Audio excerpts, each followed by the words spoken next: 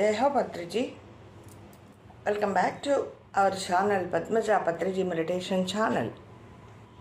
మరి మనం అద్భుత సృష్టి అనే బుక్లో ఏం తెలుసుకున్నాం? మనలోని షట్చక్రాలు, సహస్రార స్థితి, ఇవి 7 కూడా డిఎన్ఏతో, ప్రోగులతో ఎలా కనెక్ట్ అయి ఉన్నాయి, ఏ చక్రం ఏ ప్రోగుతో డిఎన్ఏ ప్రోగుతో కనెక్ట్ అయి ఉంది తెలుసుకున్నాం.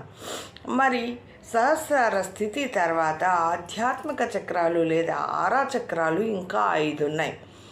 మరి ఈ 7 సహస్రార స్థితి అయిన తర్వాత 8వది 7 అయిపోయాయి కదా. 8వది ఆరిక్ చక్ర. ఇది తలకు 18 అడుగుల ఎత్తులో ఉంటుంది.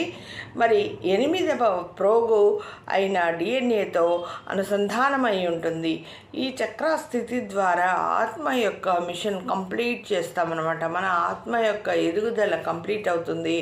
ఇక్కడి నుంచి ఇవన్నీ చక్రాలన్నీ అయిపోయి సహస్రార స్థితికి వెళ్ళిపోయి ఇక్కడ ఈ ఆరిక్ చక్ర దగ్గరకు వచ్చేసరికి మనం ఏమనుకున్నామో ఆ మిషన్ అంతా కంప్లీట్ అయిపోతుంది.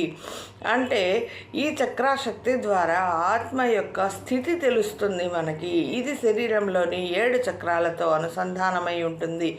ఈ చక్రం కూడా ఈ 7 చక్రాలతో అనుసంధానమై ఉంటుంది. ఈ చక్రాల ద్వారా దీనిని యాక్టివేట్ చేసుకోవచ్చు. మన కింద 3 యాక్టివేట్ అయితే ఆటోమేటిక్గా పైన 3 యాక్టివేట్ అవుతాయి. సహస్రార స్థితికి వెళ్తాం, ద్వంద్వాతీతం నుంచి ఏకత్వానికి వస్తాం, వన్నెస్కి వస్తాం, భిన్నత్వంలో ఏకత్వంకి వస్తాం. ఇక్కడ అన్నీ మనకు సమస్థితిలో కనబడతాయి.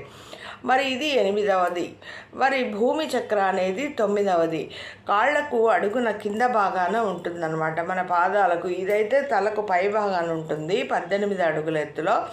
ఇప్పుడు భూమి చక్ర అనేది కింద మన భూమికి కాళ్లకు అడుగున కింది భాగంలో ఉంటుంది. మరి మనము ఈ తలంలో ఉన్నాం కాబట్టి మనము కుటుంబంతో అనుసంధానమై ఉంటాం. మన ఫ్యామిలీ, నాది, నేను అని ఉంటామన్నమాట. మరి 9వ ప్రోగు డిఎన్ఏతో కనెక్ట్ అయ్యి ఈ చక్రం నడుము క్రింద ఉన్న లోయర్ తలాలకు సంబంధించిన చక్రాస్తో అనుసంధానమై ఉంటుంది. అవి ఏవి అంటే అతల, వితల, సుతల, తలాతల, రసాతల, మహాతల, పాతాళ చక్రాలన్నమాట. వాటికి సంబంధించిన అవయవాలతో కనెక్ట్ అయి ఉంటుంది. ఈ చక్రంలో పూర్వీకుల కర్మతో కూడా కనెక్ట్ అయి ఉంటుంది.